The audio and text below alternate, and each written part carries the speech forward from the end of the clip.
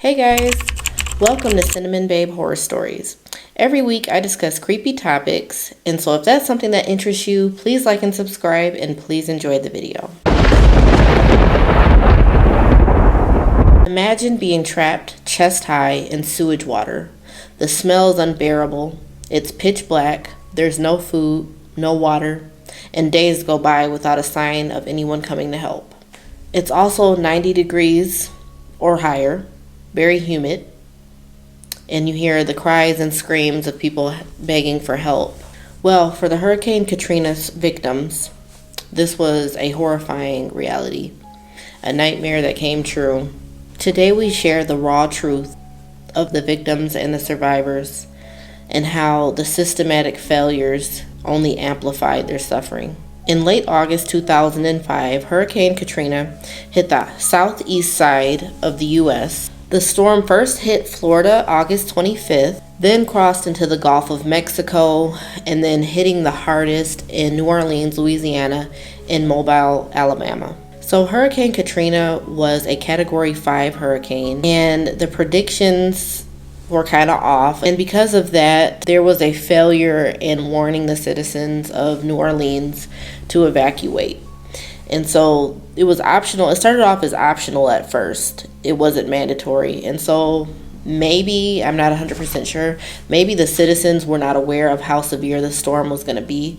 So at first, people were not evacuating immediately. Once reports about the hurricane became serious, New Orleans citizens did not have much time to evacuate. It wasn't until August 28th at 11 a.m.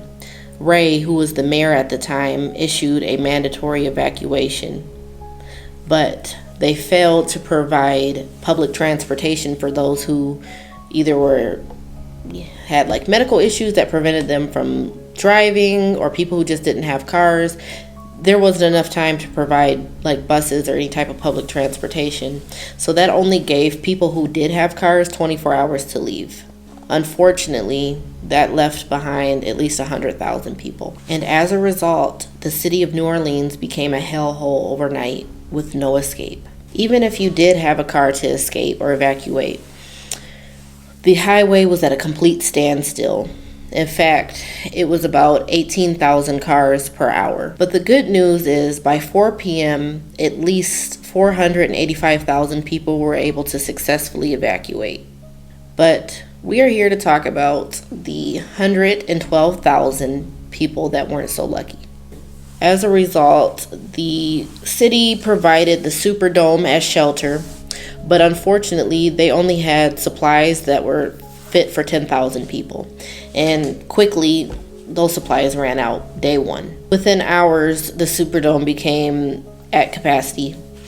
And so as a result, at least 25,000 people were sent to a convention center. But that was an unofficial shelter. And so FEMA didn't know at the time that there was 25,000 people at the convention center. So they were basically forgotten and was never given any supplies. So eventually the levees broke and basically just completely flooded everything around it. People that were still trapped in their houses were literally like trapped inside with 8 to 10 feet of water. So let's talk about the Superdome and what it was like to be an evacuee trapped inside the Superdome. So once the storm began to hit, the evacuees were not allowed to leave. They were told that they had to stay there. So it quickly felt like a prison. The plumbing shut off, the electricity shut off, and it was at least 100 degrees outside. So it became very humid. It was pitch black, and the plumbing began to flood into the hallways. And so people began to just poop where they were at, pee where they were at, because it became very dangerous for them to get up and go to the bathroom, because there were muggings, there were fights, there were sexual assaults, and it just wasn't safe. And it was overcrowded, and all you could hear was people crying, people screaming, the storm hitting outside. There was a hole in the roof letting water in. And like I said, no supplies to like help people with like any type of medical aid. At least 6 people died inside the Superdome. 1 took their life by jumping. And again, the convention center had 25,000 people there without any supplies, and FEMA just pretty much didn't even check to see if they were there. There were no reports about them being there until way later. So let's discuss what it was like for the people that were trying to evacuate on the highway. So like I said, the highway was at a complete standstill and just pretty much became like a parking lot. And so people had to shut their cars off, or their cars just simply died. And it was 100 degrees outside. There were elderly people in the car. There were children in the car. And there were people just dying one by one from heat strokes. Mainly the elderly and handicapped. There was one lady that had a breathing machine, the oxygen machine. And because they were on the highway so long, stuck, her oxygen ran out and she passed away. And there was even a 3-year-old child that overheated and passed, unfortunately. Some people had to abandon their cars and turn back to their homes just to escape the sweltering heat.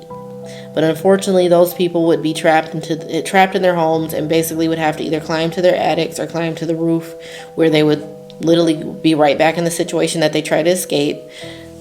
Heat just beaming down on them, the sun beating down on them while they're on their roofs with no food or water. Let's talk about the OPP prison situation.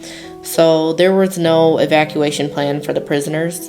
Basically, the head sheriff just told the guards to just keep the cells locked and walk away. And the rest of the guards were told that if they were to try to evacuate themselves, that they would be fired. But a lot of them did anyway. They just basically saved themselves and left. So there were very few guards that were still there, and there were 6,500 prisoners that were abandoned, stuck in their cells. Mind you, hundreds of inmates were not even there for violent crimes. And mind you, there's always going to be people that are innocent. Some people were there for disorderly conduct, fines, different things like that. Nothing that would ever say that they deserved to be abandoned. That's just so inhumane. There were also people that were locked up that were only supposed to be there for a week, and because the storm destroyed paperwork and the system, they were there for months. So because the generators and electricity went out, there was no AC. Mind you, it's 100 degrees outside, so it's very humid. It's pitch black in there, and all you can hear is screaming and cries for help. The plumbing backed up and the first floor flooded, and so people were chest high in sewage water full of disgusting contaminated things.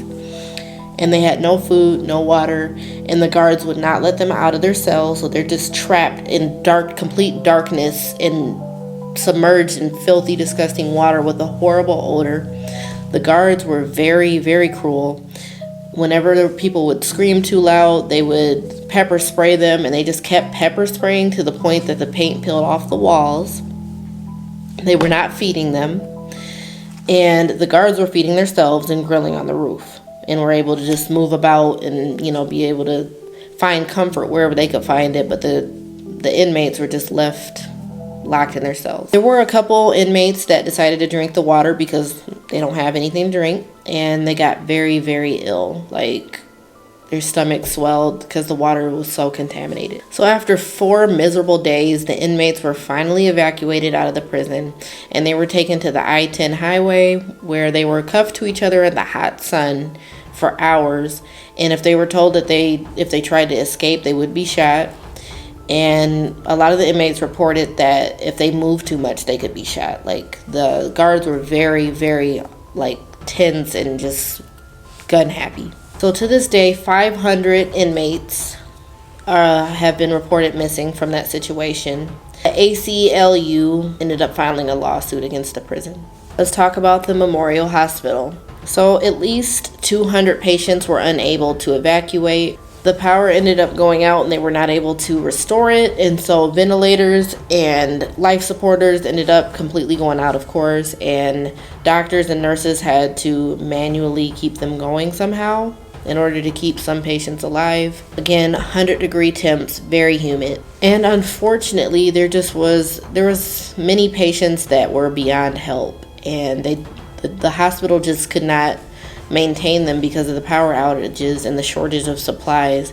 And so unfortunately, the doctors had to make the very difficult decision to euthanize at least 45 patients, and they did that just to ease their suffering because they were in so much pain and there was nothing they could do to help them. Unfortunately, the media was lying about a lot of things that were going on, or they were making it sound worse than what it was.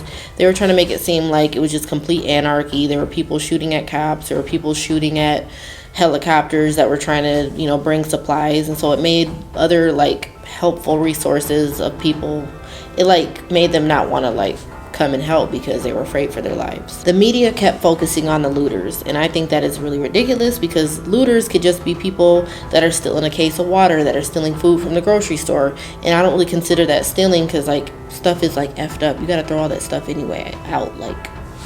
The whole town is flooded. That's not looting. You can't count people trying to survive as looting, because like I said, a disaster. What the heck. So yeah, the media kept focusing on looters. They would show somebody stealing a TV or people stealing food, and so the cops began to be very hostile, and basically they wanted to shoot anybody on sight that was caught looting. So again, cops were shooting unarmed families and unarmed people that posed no threats, and then they would plant guns to cover their tracks. There was also many beatings and killings of just innocent citizens that were just trying to make it. Approximately 1,300 to 1,800 people passed away due to the storm, 7,500 injuries, 800,000 home units destroyed, displacing 1.5 million people. And that's across Alabama, Mississippi, and Louisiana combined. And to this day, at least 1,000 people are still missing. In total, $125 billion is what it cost to basically restore everything to the way it was. And it was $2.9 billion in lost wages due to the destruction of people's jobs. Now, some people believe that the government's lack of response was due to a conspiracy to basically eliminate the poor population and to basically eliminate the bad neighborhoods. So some people even reported that when the levees broke, it sounded like an explosion. It didn't really sound like something that broke. It just sounded like something was purposely exploded. Mind you, there was no formal evacuation put in place overall for the entire city, leaving behind 100,000 people. And there were no supplies sent out when it was vital. Again, the news was sending out false information. Cops were radically discriminating and unaliving, and officials barred people from being able to leave on their own accord, which resulted in chaos and terror. Hurricane Katrina is arguably one of the most darkest times in modern American history. There are evil forces that are assigned to each region, to each state, and all over the world. And what that means is disaster can strike at any time, whether it's natural, whether it's a conspiracy. Horrible things can happen at any moment, and that's why we gotta put all our trust in God, because in the grand scheme of things, we are but specks, and we could be destroyed at any moment.